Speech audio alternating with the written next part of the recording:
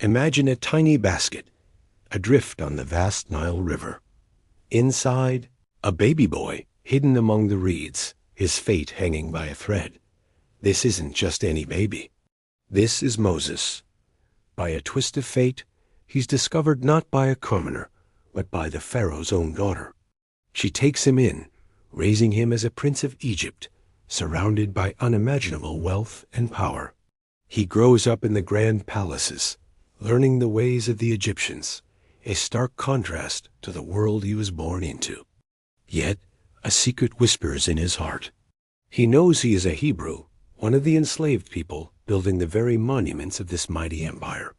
This duality, prince and slave, shapes the man he is to become. Living in the lap of luxury, Moses could have easily ignored the world outside the palace walls, but he couldn't. He saw the suffering of his people, the Hebrews, groaning under the whips of their Egyptian masters. The injustice gnawed at him.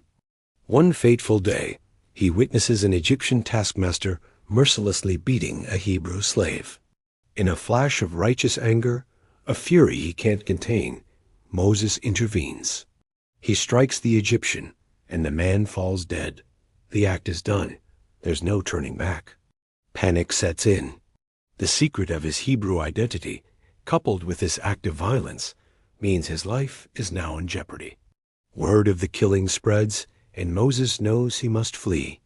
He escapes the splendor of Egypt, trading his royal robes for the harsh, unforgiving wilderness of the desert. He becomes a fugitive, a shepherd in the land of Midian, a ghost of his former princely self. For years, he lives a simple, solitary life, perhaps thinking his past is forever behind him. But destiny has other plans. One day, while tending his flock on Mount Horeb, he sees something extraordinary. A bush engulfed in flames, yet it is not consumed. It burns and burns, an impossible, divine fire. As he draws closer, a voice calls out to him from the heart of the flames. It is the voice of God. This divine encounter changes everything. The voice from the burning bush gives Moses a monumental, terrifying mission. Return to Egypt. Go back to the land he fled, stand before the most powerful man in the world, the Pharaoh, and demand that he let the Israelite people go free. Moses is filled with doubt. He's a stammerer, a shepherd, a wanted man. Who is he to challenge an empire? He argues, he makes excuses, but the command is absolute. Reluctantly, armed with a shepherd's staff and a divine promise, Moses begins his journey back to Egypt, walking towards a confrontation that will shake the foundations of the world. He is no longer just a prince or a shepherd. He is now a prophet, a messenger of the Almighty. Moses, accompanied by his brother Aaron, returns to the opulent courts of Egypt. The polished floors and grand columns are a familiar sight, but he is a changed man. He stands before the new Pharaoh, possibly his own childhood companion, and delivers the divine ultimatum. Let my people go. The Pharaoh, amused and arrogant, scoffs at the request. Who is this God that he should obey? He sees only two desert wanderers, not messengers of a divine power. The Pharaoh's heart hardens, and he not only refuses, but also increases the burdens on the Hebrew slaves, making their lives even more miserable. The stage is now set for a titanic struggle, a battle of wills between a defiant king and an unseen God. With Pharaoh's refusal, a series of terrifying calamities, the 10 plagues, are unleashed upon the land of Egypt. It begins with the Nile River, the lifeblood of the empire, turning into blood. Fish die, the water becomes undrinkable, and the stench is unbearable. Yet Pharaoh's heart remains like stone. Next, a plague of frogs covers the land, swarming into houses, bedrooms, and even the palace. Pharaoh begs for relief, promises to let the people go, but as soon as the frogs vanish, he goes back on his word. This pattern repeats. Gnats, then swarms of flies, torment the Egyptians while sparing the Hebrews. A mysterious disease strikes down their livestock. Painful boils afflict the people.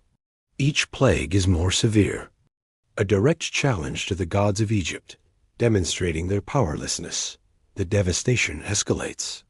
A storm of fire and hail, unlike anything ever seen, rains down from the sky, destroying crops and shattering everything in its path. Still, Pharaoh will not yield. Then come the locusts, a massive, devouring cloud that eats what little green the hail left behind, turning Egypt into a barren wasteland.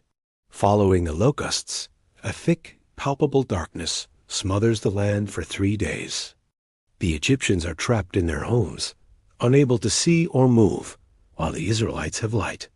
Each plague is a precise, calculated strike designed to break the Pharaoh's will. Yet, with each act of defiance, his pride only grows stronger, setting the stage for the final, most heart-wrenching blow. The 10th and final plague is the most terrible of all.